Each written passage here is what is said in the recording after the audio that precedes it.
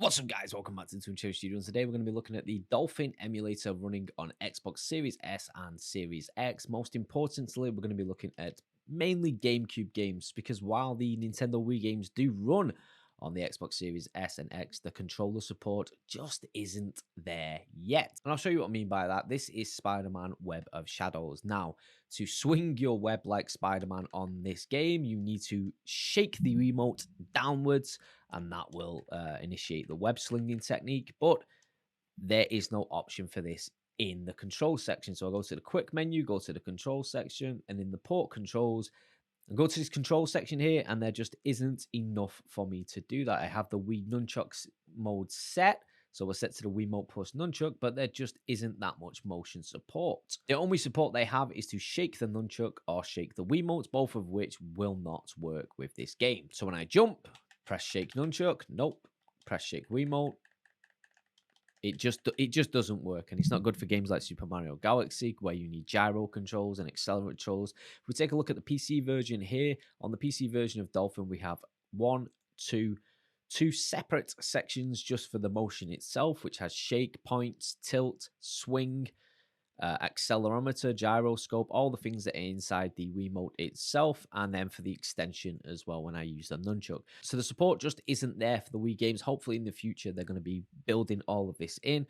Dolphin and PlayStation 2 emulation are pretty new to Retroarch in general, so hopefully, fingers crossed, in a future update all of this will be. But for now, we're going to focus on just GameCube games. Another thing, if you do have a PC version of Dolphin that runs games well at 60 frames per second, then I highly recommend you just stick to that and that be the way you play the games. But if you only have an Xbox Series S and your PC isn't good enough to run Dolphin games at 60 FPS, then this is the way for you. I'm just going to let you know right now, it is going to be very finicky to get these games running on the Xbox at 60 frames per second, and you may have to, if you don't want to go through all this process, just put up with 25 frames, 30 frames per second that the games run at naturally, because we have to use AR codes and gecko codes, and that function isn't yet built into Dolphin. You have to go through a process on your PC to get all of that up and running. So personally, my personal opinion on this, on Dolphin emulation on the GameCube, is that it's great if you want to play the games at the speeds that they were originally there, like so Twilight Princess at 24 frames per second, Super Mario Sunshine 24 frames per second. But if you want to play the games in 60 FPS, then I'd recommend just sticking to the PC version. With all that being said, if you're still interested in how the GameCube games run on this machine and how to get them to run at 60 FPS and how to get them running fine, then hit that like button, hit that subscribe button, and let's just dive into it, shall we? So the first thing we need to do is on our PC, we need to get the Xbox Retroarch folders that I have on my website, twincherrystudio.com, and I'll leave a link in the description down below to this. Right click on this, click open in new tab, and it'll bring you to the Google Drive, and you're going to want to download these folders. Once that's downloaded, I've downloaded them onto my desktop here. I'm going to right click, click extract all. That will extract them all into this folder here, the Xbox Retroarch folders.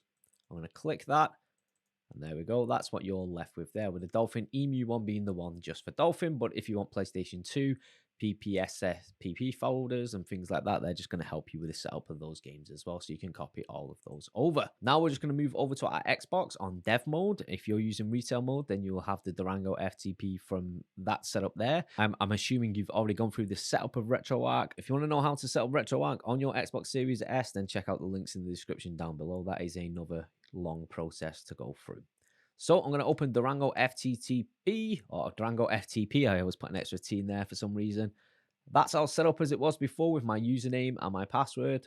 I'm going to click start, and then on my computer again, I'm going to go to File Explorer, and I'm going to open two side by side, one with the Xbox RA files, and then in the one on the left, I'm going to click at the top, and I'm going to type FTP://Xbox.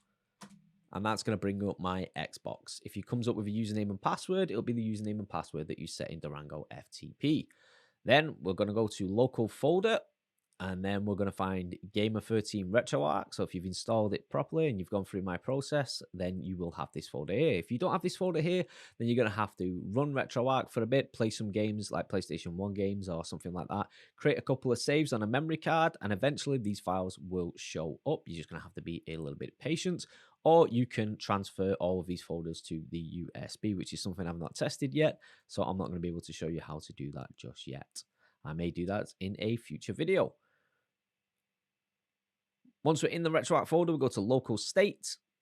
And then what we want to find is the system folder. And as you can see, I've already copied these over. So you just drag and drop these in, and it will take about 20 to 30 minutes to do. Okay, so after we've done that, it's now time to transfer our games over. So I have all these games here that I have saved on my computer. And then in my Retroarch hard drive that I have a USB that I use, I have the PlayStation 2 games that I transferred over last time. And then in the GameCube section, I have my GameCube games. And basically just copy and paste all of them over. Once this is copied over, there is one more step to do to make the hard drive run a little bit faster in Retroarch. So we find our hard drive in this PC, click Properties. And then we need to go to the security tab. And if you've watched my Xbox install video, then you're going to know this already. We click advanced, and then we click add, and then we click select a principal, and then we click advanced again, and we click find now. Now what we're looking for here in this section is the bit that says all application packages. We click OK again, and then we want to give it full control. And this folder, subfolders, and all files. So everything on this hard drive will have these principles attached to it. Click OK again. And then we're going to want to click replace all child object permission entries with inheritable permission entries from this object.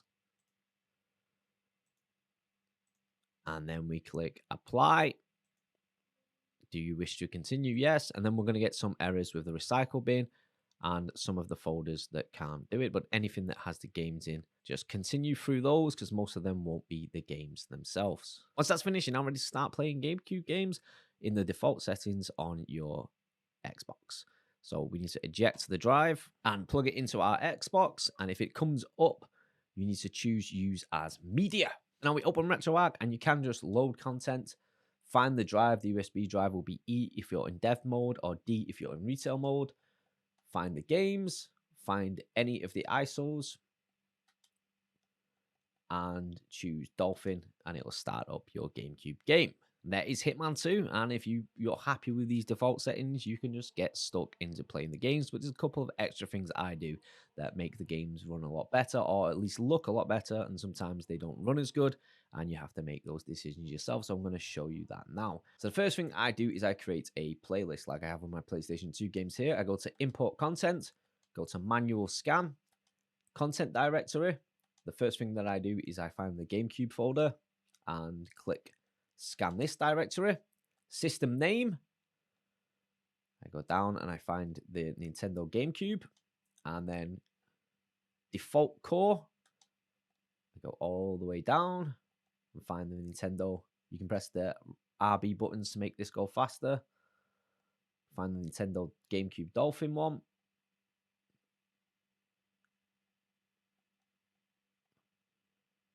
There it is, Nintendo GameCube / Wii Dolphin. I have scan recursively on because we're going to be going through any subfolders and things like that. And then I'm going to click start scan. And that was very quick. Now when we go here, all my GameCube games are set up. I'm ready to go. And when I click run, they will automatically launch with Dolphin. Okay, so now I'm going to set up to make the games run or look a lot better. So we'll start with something like Super Mario Sunshine.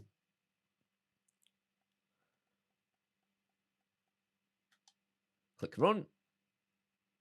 Once the game starts running, I'm going to press the start and select button, which is my hotkey. If you've not got your hotkey set up, you're going to want to go to the settings on Retroarch, scroll down to the bit where it says input, find the hotkeys, and where it says menu, toggle, controller, combo, start and select. I have mine set to start and select. You can have it to any of these. I just prefer start and select to be mine. Now, when I press start and select, it's going to bring me to this menu. I'm going to go down to the options. And now it's time to set up the games to run and look a lot better. So renderer, always keep that as hardware instead of software. Internal resolution, this is where we set it to 1080p if we want to play our games in HD. Now, Dolphin itself doesn't have 1920 by 1080 for some reason. I think it's to do with the Wii architecture and the way the Wii was projected at 571. So it does like multiples of that. So 1920 three times is 1080. Widescreen hack, I have this off because I use Gecko codes and AR codes to get the widescreen hacks instead. But you can turn it on if you want, but some games do have problems with it. Just like on the PC version of Dolphin. Shader compilation mode, keep that at sync. Sync Uber shaders and async just aren't there yet on RetroArch, so sync is probably the best one for you. Wait for shaders before starting. I have this set to on because the more you play the game, the more the shaders are going to be logged into your system. And when you play the game again, anything that you've already previously compiled will then be loaded in automatically, and it just reduces stutter. Progressive scan, I keep that on. PAL 60, that is on. Max anisotropy, set that to 16 plus to look better, but if my games are stuttering, this is one of the things I'll move back down. So if the game starts stuttering and the game isn't running well, first start with the resolution, turn the resolution down, and max anisotropy is another one that you're going to turn down as well. All of this I keep to default, so scaled EFB copy on. Force texture filtering, it's not very good at the minute, so I'll keep that off. Eventually, though, that will probably be better. The next important one we're going to look at here, so everything else is set to the default except for load custom textures, because I like to play with a lot of custom textures. And you'll see next time I load up Super Mario Sunshine, there's going to be a custom texture version of that. I'm going to show you where to put your custom textures on Retroarch on Xbox as well. And I have a whole video on doing that on PC that you can check out. The link will be in the description down below. CPU clock rates. Now, if you're having some audio issues, you might want to bring the clock rate down to about 70, 80, or 90% because the audio itself won't. That will then ease some pressure up on the CPU and allow it to process the audio a bit better. But most of the times, you're going to want to keep that on 100. And some games, if you check the Dolphin wiki, which I will also link in the description down below, might require 150%, 200%. But I'm really seeing this on Nintendo Wii games. It never really seen it that much on GameCube games. You want fast mem on, and then this is the Wiimotes mode. There's just not enough in the configuration yet to get the correct controls for all of the games, so that's why we're not focusing on that. Audio mixer rate, I set that to 48,000 because that is just a much better audio bitrate. Bigger here is better. And DSP HLE and DSP enable GIT, always keep that on. And the final thing is internal cheats enabled. I'm going to click that on because we're going to be using the cheats to get 60 FPS and widescreen a little later on. OSD enabled, so this is whenever your memory card makes a save, there's a little yellow thing that comes up that tells you where it's saved and lets you know that the game is saved. I have this on because I just like that information. Once we've set all this up, we're going to go to Manage Core Options, and then we're going to do Save Content Directory Options. So now any game that I run on this GameCube, anything that I run on this from this GameCube folder will have these settings automatically. And then I can go in, if a game isn't working very well, I can go say if it's not stuttering, change it down to 2 times max anisotropy, go to Manage Core Options and Save Game Options, and that'll create one specifically just for this game. So once you've made all those changes, you're going to want to close the contents because you want it to restart, and then click Run Again. And hopefully this time we're going to get 1080p. We're going to get my custom texture packs, fingers crossed. Sometimes it doesn't always work. And we're going to get a much more HD experience. There we go, Super Mario Sunshine Painted Edition, which is the version that I like to use. And it's running at 20 frames per second, 20 to 24 frames per second, which is pretty standard for the American version of Super Mario Sunshine. It does run at 30 frames, 25 frames per second as standard. And we're going to show you how to fix that pretty soon to 60 frames per second. Just another quick thing before we get started on the technical stuff. If we press start and select, we're just going to set up the controllers here. So by default, the controls are set as this. So when you want to press the B button on the GameCube controller, it will be the A button on the Xbox controller. And that's because Nintendo does things backwards. They have the A there, and they have the B. They have the A there, and they have the B there on their controllers. And personally, my personal preference is I like to have mine set up like the Xbox controller. So if I scroll down to the bit where it says B button, I press A, I'm going to change that to B itself. The A button, I'm going to change that to A, and X and Y, I'm going to move them around. Now, for some games, it's a little bit different. For example, Twilight Princess, I like to have my B button on the X button on the Xbox controller because of the way it's laid out on the screen. So I can change that for each particular game. Once you've set all this up, what you're going to want to do is to go back to this and save. You can either save core remap file, so this will save it for every game that opens on this core, or you can save game remap file. So for games like Twilight Princess, where you have different controller setups, you want to click save game remap. But if you're going to be using it for every game, which is most games, save core remap file. And that'll save the file. And now every time you open Dolphin, it'll load that file up and you won't have to mess about with the controls. But you want to make sure that if you're going to be playing multiplayer, that you do it on port 2, 3, 4, and 5 as well. Speaking of multiplayer, now when you initially set up Dolphin, multiplayer will not work. Even if you do have 2 controllers plugged in, you do have to do a little bit of trickery to get that working. If you're lucky enough for it to work straight off the bat, fantastic. But if not, you're going to have to do a couple of things to get the controllers working. So we're going to have to go back to Durango FTP, click start, and then we're going to have to go back over to our PC, type FTTP//Xbox. Again, we're going to go to our local folder. We need to find the Retroarch folder. And then we need to go to the local state. And we need to click saves. Inside the saves, we're going to find user. So we're going to want to find the config. And in the config, we have this, dolphin.ini. That's the file that we're looking for. We're going to save that to our desktop. And on the desktop, we're going to right-click it, click Show More Options, and click Edit. And that should bring it up in a notepad. Now, this is all the settings on Dolphin Emulator by default. So what we're going to want to do is scroll down to the bit where it says, and we're looking for this section here, SI device 1 equals 6. Now, you can see equals 6, SI device 2 equals 6. Now, some people, it will say equals 0. We want to change that to 6. And you need to do that on SI device 0, SI device 1, SI device 2, SI device 3, SI device, I think 3 is the last one. Yeah, 3 is the last one there. You just need to change all of that to 6.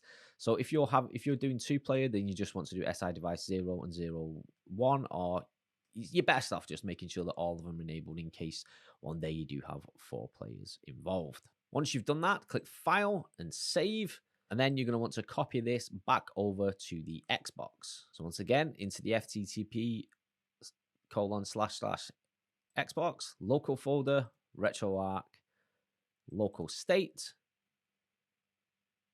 saves, where's saves? Saves, user, and then we want to find the bit that says config, and just drag and drop this back over dolphin.ini, replace it. Yep. And that will fix any multiplayer problems that you have. Next, we're going to be looking at 60 FPS patches. I'm going to be looking at gecko codes and things like that. And this is where I say if you have Dolphin on PC and Dolphin runs fine on PC and you're okay running the games on PC, maybe you just want to run it on the Xbox because it's better to run this on your TV and you want to play these games on your TV, that's completely fine. But if you want 60 FPS, you might as well play it on your PC because it's going to be a bit of a ball ache to get this running, but I'm going to show you how to do it anyway. So you need to set up Dolphin on your PC, and if you want to know how to do that, I do have a video on that. I'm going to leave a link in the description down below to get everything set up looking like this. Once you've installed it and you've got your games, and you've got a games directory set up and everything, you're going to find the games that you want to run at 60 hertz, and you're going to have to do this every time that you play a different game, or you can do it all in one as a batch like I'm going to show you today. So, for example, we're going to look at Legend of Zelda Twilight Princess. I'm going to find that, click Properties, and it's going to bring up this page. And I want this for the Hyrule Field speed hack so that when I'm in Hyrule Field, it's not going to have any slowdown and it's going to make that game look a lot quicker. And I can go to the AR codes and I can put infinite health, infinite max health, infinite rupees, just add a couple of extra cheats there to see if it's working. But the problem with this is once you put the cheats on, you're not going to be able to turn the cheat off on the Xbox menu. Those cheats are going to be there forever. You can do gecko codes. You can download deco codes if it has it. but this one doesn't. We're just looking for the AR codes here. So to get the 60 FPS code, we're going to go to the Dolphin wiki. We'll find the Twilight Princess and have a look if it has a 60 FPS code. It does have a widescreen fix, so we find the one that we've got. So this is an AR code. So find the version that we're using. I think we're using the NTSU one. Let's have a look. Info. Yep, we're using the NTSU one. So I'm going to copy this code. Dolphin again. I'm going to find AR codes. I'm going to add new code. Pop the code in, the widescreen hack. So I'm going to put that in 16 by 9. So that's the widescreen hack in. Okay, and this here is the 60 FPS hack. So this is the action replay code. We're going to use that. Copy that. I'm going to go to AR codes, click add new code. Add that. 60 FPS. Now, if this doesn't work, then you can try the gecko codes as well. So the gecko codes are at the top up here as well. So these gecko codes, there's action replay codes. This is why I said it's much better just to do this on your PC than do it on the Xbox. Now, I'm going to do this for a couple of games at once. Can we batch do this? So we'll do Super Mario Sunshine as well. I'll go to the properties and I'll just look through the codes. Put on the moon jump one. Full water tank, infinite lives, infinite energy and water. Just add a load of codes on there. Okay, so I've set that up for a bunch of games on Dolphin. Now what I need to do is I need to go to the documents section on my computer, find Dolphin emulator, and then go to the bit where it says game settings. And now I will see a list of all the different ini files that I have set up for all the different games. I'm going to want to copy all of these. And again, we're going back to our Xbox. It's on ftp://Xbox. I'm going to go to our local folder. We're going to go to Retroarch, and then we're going to go to the bit where it says local state, saves, user, and then we want to find the game settings folder so it matches. I'm going to want to paste all of these in, and that will activate all the cheats on there. Now, you have to do this every time you want to turn a cheat on or turn a cheat off. You have to go get this .ini file, and you have to copy them over. And before I go into a game to test all that, I'm going to go and show you where to put the texture files, because one of the great things about the Dolphin community is they're constantly making HD texture packs for old games, which makes games look beautiful. I have textures for Twilight Princess. I have textures for Super Mario Sunshine. So on the Xbox, you'll have seen earlier my painted texture for Super Mario Sunshine. You'll have already seen my textures for Twilight Princess, the HD edition. It's called the True HD edition. There's quite a few different ones. And you get all of them also from the Dolphin wiki. So if we take a game like Metroid Prime, we scroll all the way down, there should be a HD textures version. HD textures, click on that. Metroid Prime HD interface for all the Metroid Prime games. And on these forums, there are plenty of different downloads. So you can get the PNG version or the DDS. It really doesn't matter. But if you click on the Google Drive link and download it, and I'll show you where to put it. So back on the Xbox in the local folder, we're back on local state, saves, user, and there's a section called load. Click load and textures. And this is where we drop all of our textures. Okay, so once you've copied those texture packs over, it could take a while because some of them are huge, like I said. I'm going to show you just a couple examples of all of this in action and it all working, and just give you a couple of my final thoughts on this whole process, because that is everything really you need to know right now for GameCube emulation. That's everything you need to know right now for GameCube emulation on the Xbox One. And like I said before, if you've got a PC and you've got one that's capable of playing Dolphin GameCube games, and you want to play in 60 FPS and you want to play with the HD texture packs, then I just recommend using that more, because that is a much more easier process. As you can see, I've got this cheat on that makes Link's thingy. I've got infinite health. I've got all of that stuff. If I want to turn that off, I'm going to have to go back into the .ini file on my computer, change it all, turn it all off, change it, and bring it back as well. And the whole process itself, I just don't recommend it. If you're just going to be playing these GameCube games and you want to play them as they were when they came out, 25 frames per second, and you're okay with that, then the Xbox Series S is great for just plug and play into the TV, but for anything more difficult like that, all the things that I enjoy about emulation, such as HD texture packs and being able to use cheats and things like that, I'm going to stick to the PC and Dolphin. With all that being said, if you've liked this video, then hit that like button. If you're new here, then consider subscribing to the channel. I'm going to put a couple of extra examples on the end of, say, Super Mario Sunshine with its texture packs and another game as well. So remember, don't do anything I won't do. Thanks for watching this video. I do appreciate each and every one of you that comments on my videos, each and every one of you that likes the videos, and each and every one of you that gives me a views. I am pushing for 5,000 subscribers, and I'm hoping to get that at least by the end of the year. So don't do anything I want to do, guys. Take care and have a wonderful day. Okay, so this is the Legend of Zelda Wind Waker HD texture pack running on the Xbox Series S.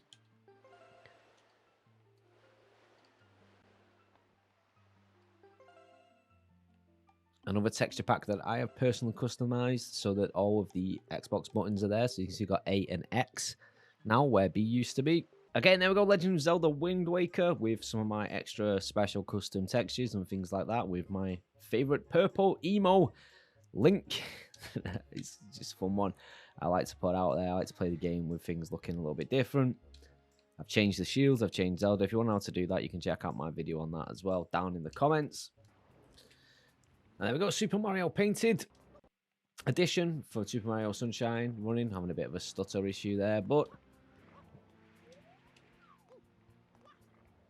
still running 25, 30 frames per second, so the 60 FPS patch hasn't applied. So this is the problem that I have with this method of doing things, and why I much prefer to just play it on the PC when I want to mess around with things and get things running smooth. Although I think my infinite health cheats worked. Let's have a look. No, infinite health cheat hasn't applied. So I'm going to have to go back in, mess around with that, and hopefully get it fixed.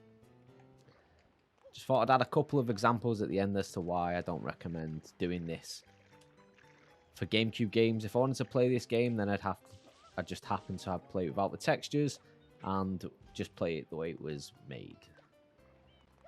So it's great for sitting in front of the TV and just chilling to an old game. But if you like me and you like to mess around with stuff, this just isn't for me.